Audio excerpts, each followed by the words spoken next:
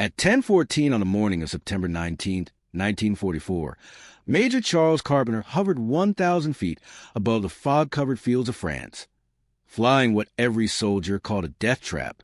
The Piper L4 Grasshopper wasn't a fighter plane. It wasn't even a real airplane by military standards. It was a canvas-covered bicycle with wings, held together by wood, wire, and hope. The thing had 65 horsepower, the same as a modern riding lawnmower, and a top speed so pathetic that a strong headwind could literally make it fly backward.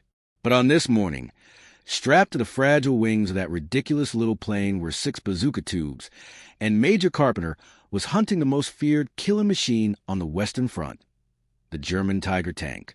This is the story of how a mild-mannered high school history teacher from Illinois turned a joke on an airplane into the deadliest light aircraft in World War II, and in doing so, proved that sometimes the most dangerous weapon isn't the biggest gun. It's the refusal to accept that something can't be done. Charles Carpenter wasn't supposed to be a warrior. He was 32 years old, with a receding hairline, wire-rimmed glasses, and the gentle demeanor of someone who spent his life explaining the fall of Rome to bored teenagers. Before the war, he stood in front of chalkboards, not cockpits. But when America called, Carpenter answered, and the Army made him an artillery spotter pilot. His job was simple: fly circles in the sky, spot enemy positions, radio coordinates to the big guns miles away, and let other men do the killing. He was given the Piper L4 Grasshopper, and soldiers took one look at it and laughed.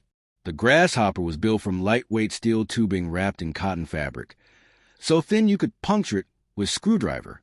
It had a wooden propeller, no armor plating, no self-sealing fuel tanks, no weapons of any kind. The pilots called them flying coffins. The infantry called them kites. And they weren't wrong. The thing could barely break 85 miles per hour. It was so light that rough weather tossed it around like a paper airplane. But it had one advantage. It could fly low and slow, skimming treetops, seeing things a high-altitude fighters missed. For weeks, Carpenter circled the battlefield, watching through his plexiglass window as the war ground forward. He saw American tank columns pushing toward Germany. He saw the Germans pushing back. And he saw the monsters they were pushing back with. The Panzer Mark VI, the Tiger tank. 57 tons of hardened steel. An 88mm cannon that could slice through American Sherman tanks like a blowtorch through butter. The Tigers were nightmares made real. When they appeared on the battlefield, American tankers died. It was that simple. And Carpenter, floating above in his fabric kite, had the best seat in the house to watch his friends get slaughtered. The frustration was unbearable. He could see everything. He could see the Tigers hiding under camouflage nets in the hedgerows, invisible to the artillery. He could see them setting up ambushes along the roads. He could see the tank commanders standing in their hatches, smoking cigarettes, waving at him as he flew overhead. They knew he was harmless. They knew that pathetic little plane couldn't hurt them. Sometimes they wouldn't even bother shooting at him, because doing so would give away their position. They just let him buzz around like an annoying fly, while they prepared to murder his friends. One morning, Carpenter called in coordinates on a tiger hiding near a tree line. He watched the smoke rounds land, marking the target. He waited for the artillery to rain down and destroy the beast. But the shells landed wide. The Tiger commander simply reversed back into the forest, safe under the canopy, waiting for another chance to kill. Carpenter slammed his fist against the dashboard. He was watching men die, and his hands were made of air. When he landed that day, something inside him snapped. He walked over to a supply dump near the airfield and saw a crate of M1 bazookas, infantry anti-tank weapons. Steel tubes 5 feet long that fired shape-charged rockets capable of punching through 3 inches of armor plate. Simple, brutal tools designed to kill tanks. Carpenter stared at those tubes. Then he looked back at his fragile, fabric-covered airplane, and a thought formed in his mind. It was a stupid thought. It was a kind of thought that gets men killed or court-martialed. But the image of that tiger slipping back into the woods wouldn't leave his head. He picked up a bazooka, 13 pounds of steel. He walked over to his plane and held the tube against the wing strut. The crew chief saw him and walked over, wiping grease from his hands. He asked the major what the hell he was doing. Carpenter explained his idea. Strap bazookas to the wing struts, run a firing wire into the cockpit, and turn the observation plane into a tank killer. The crew chief laughed. Not a mean laugh, but the laugh of a man who understood physics. He started listing all the reasons the idea was insane. First, the backblast from the rocket would incinerate the fabric wing. Second, the recoil could snap the wooden struts. Third, the weight would destroy the aerodynamics and probably cause a stall. And fourth, the most obvious problem. To hit a tank with a bazooka, Carpenter would have to fly within 200 yards of the German army. Every tank had machine guns. Every infantry squad had rifles. An L4 at 200 yards wasn't a target. It was a piñata. The chief told him to stick to the radio and leave the tank killing to the boys in the Shermans. Carpenter listened. He nodded. The objections made sense. They were logical. They were based on the manual. But the manual didn't account for the tiger waiting in the woods.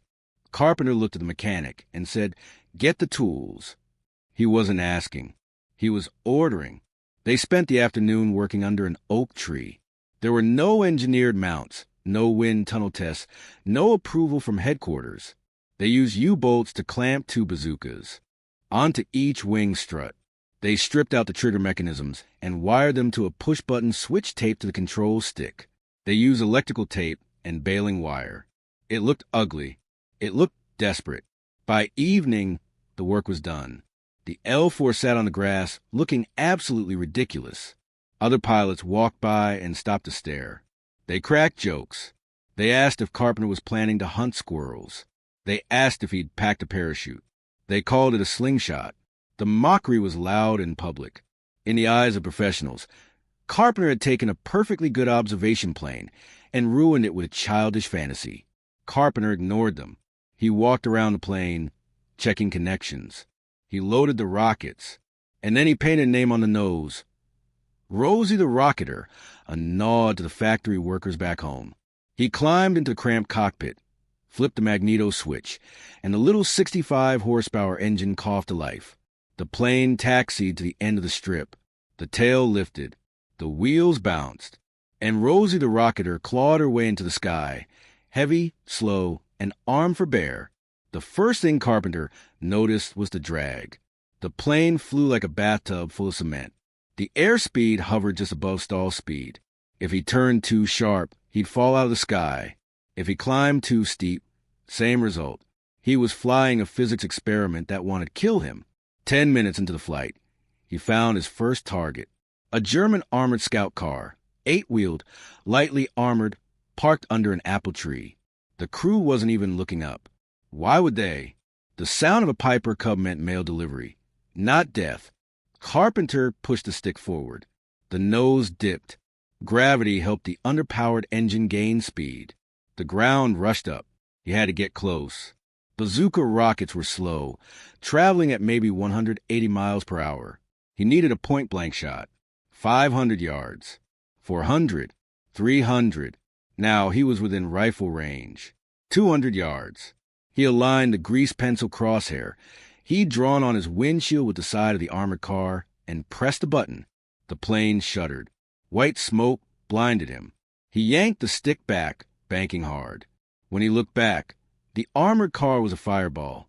One rocket had punched straight through the thin armor. Fuel ignited. Ammunition cooked off. The vehicle was a burning wreck. Carpenter checked his wing. The fabric was scorched black, and the cockpit reeked of burnt lacquer, but the wing was still there. The struts hadn't snapped. The plane was still flying. The crazy idea wasn't crazy anymore. It was lethal. He returned to the airstrip with a grin that split his face. The mechanics who had laughed at him ran up to the plane. They saw the soot. They saw the empty tubes. And then they heard the report. Major Carpenter had just destroyed a German combat vehicle with a mail plane. The mockery evaporated. The crew chief didn't ask him to take the weapons off. He asked if the major wanted to reload. Carpenter shook his head. 2 tubes weren't enough. He wanted volume. He wanted 6 rockets. The scrounging began. The ground crews raided every supply depot within 20 miles, trading cigarettes and whiskey for M1 launchers. They became a pit crew for a race car, except instead of changing tires, they were bolting anti-tank weapons to a fabric kite. When Rosie took to the air 2 days later, she was a flying porcupine. The weight was at the absolute structural limit. Takeoffs became terrifying, but once she was up, she was the most heavily armed light aircraft in the European theater. Carpenter began to hunt. He didn't wait for targets anymore. He went looking for trouble. He patrolled roads behind German lines, looking for supply trucks, half-tracks, infantry. He developed a tactic that was purely psychological. Fly low over a German column. Let them ignore him because he was just a harmless kite, then bank around and unleash hell. The psychological impact was devastating. German soldiers felt safe in the air when the weather was bad. Carpenter took that safety away. The legend of the Mad Major spread through both armies. But the real test was still coming. On September 19th, the fog was thick. The Battle of Ericourt was heating up, the largest tank battle on the Western Front since Normandy. The Germans had massed 2 Panzer brigades for a massive counterstroke. American Sherman crews were outnumbered and outgunned, fighting desperate delaying actions in the mist. Carpenter took off into the soup. The air was turbulent. Visibility was terrible. He flew east toward the sound of guns, navigating by following roads and watching for muzzle flashes. Through a break in the fog, he spotted a column of armor moving through a valley. Not trucks, not scout cars, Panthers, and leading them, the unmistakable silhouette of a tiger eye. Carpenter keyed his radio. Static. The hills were blocking his signal. He was alone. He looked at his toggle switches. 6 rockets. Below him, 12 tanks. The math was impossible. But by the time he could relay a message, his friends would be dead. The history teacher looked at the crosshair on his windshield. He looked at the tiger. It was the same monster that had mocked him weeks ago. He pushed the stick forward and dove into fog, heading straight for the 57-ton giant. The dive was not graceful. The wooden propeller screamed. The fabric skin rippled and snapped. Every bolt rattled. The plane was screaming at him to pull up, but Carpenter held the stick forward. Below, the tiger looked like a fortress. 100 millimeters of frontal armor. An 88 millimeters gun that could vaporize him. But Carpenter knew the tiger's weakness. All that armor was on the front and sides. The top deck, over the engine compartment, was only 25 millimeters thick, barely an inch, just enough to stop shrapnel, not enough to stop a shape-charged warhead slamming down at a 90-degree angle. The German commander spotted him at 400 yards. There was a moment of confusion. Then he saw the tubes. He grabbed the MG-34 machine gun on his cupola. The air erupted. 900 rounds per minute. A chainsaw of lead. Carpenter saw muzzle flashes. Then tracers. Glowing green baseballs floating lazily, then whipping past with a terrifying snap hiss. Bullets punched through the fabric floor, between his legs, out through the roof. Carpenter kicked the rudder. The plane skidded sideways. The tracer stream drifted wide. 300 yards. The tiger filled his windshield. He could see the shovel strapped to the hull, the spare tracks on the turret, the exhaust smoke. He leveled the wings. For 2 eternal seconds, he flew straight into machine gun fire. He lined up the crosshair with the engine deck. 150 yards. He flipped the switches for the entire right wing battery. 3 rockets. He pressed a button. The recoil was a sledgehammer. The right wing dipped violently. Smoke blinded him. He slammed the stick left and pulled back hard, fighting the stall, pulling nearly 3 GS. The wooden spars bent to their breaking point as he pulled out barely 50 feet above the trees. He didn't see the impact. He only heard it, a dull, heavy crump that shook his chest. He circled back in the fog. When he dropped the wing and looked down, the tiger had stopped. Black smoke poured from the engine vents. Then the fire found the ammunition. 92 rounds of 88 millimeters high explosive. When that cooked off, physics took over. A massive column of flame erupted from the hatch, shooting 30 feet into the air. Then the entire turret, 11 tons of solid steel, lifted off the hull. It hovered for a split second before crashing onto the roadside. The invincible monster was now a burning pile of scrap. Carpenter screamed in triumph.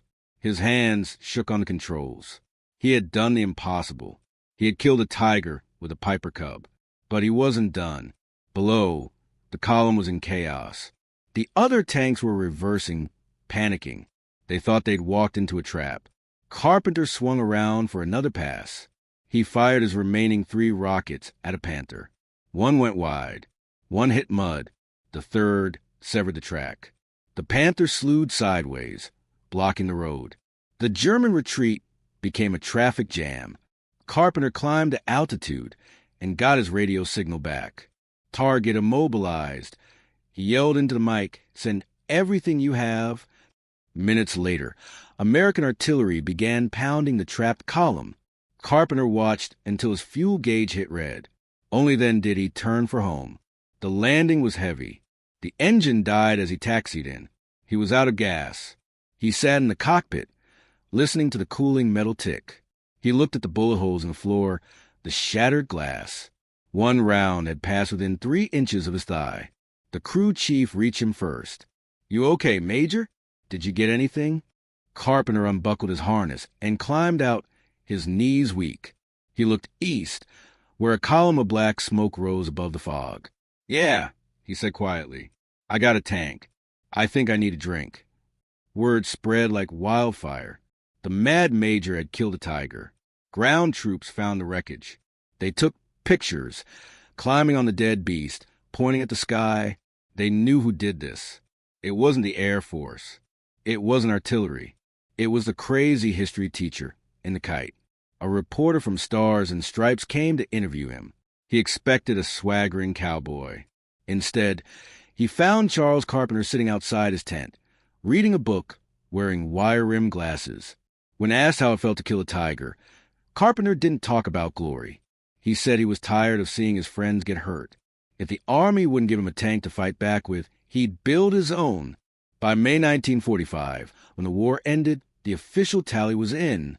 Major Charles Carpenter had destroyed 6 German tanks, including 2 Tigers, multiple armored cars, machine gun nests. He had done more damage with 65 horsepower than entire platoons of Shermans. Rosie the Rocketer had become legend, but when the war ended, Carpenter didn't stay in the military. He didn't become a test pilot. He didn't write a memoir. He packed his bags and went back to Illinois, back to the classroom, back to the chalkboard. Most of his students never knew the quiet man in the cardigan had once flown to machine gun fire to kill a 60-ton tank. Rosie the Rocketer didn't survive. Like thousands of aircraft, she was scrapped. The weapon that terrorized Panzer divisions was melted down into pots and pans. Charles Carpenter passed away in 1966 at age 53. A quiet end for a man who lived so loudly. No parades, no statues, just a simple grave. But we're telling this story today because it matters. It proves the experts aren't always right. The manual isn't always right. When mechanics said it was impossible, Carpenter did it anyway. When commanders said it was suicide, he survived. When the enemy laughed, he made them pay. He was the ultimate underdog. David fighting Goliath. Except he had to build a slingshot himself with tape and wire in a muddy field. He reminds us that courage isn't fearlessness. Carpenter was terrified every time he climbed into that cockpit. Courage is being terrified and strapping in anyway, because there's a job to do. So the next time you feel outgunned, when the problem seems too big and your tools too small, remember the mad major. Remember the history teacher who looked at a tiger tank and didn't see a monster. He just saw a target. If this story moved you, hit that like button. It tells the algorithm these stories deserve to be heard. And subscribe. We're building a library of forgotten heroes, one video at a time. Don't let them disappear into silence.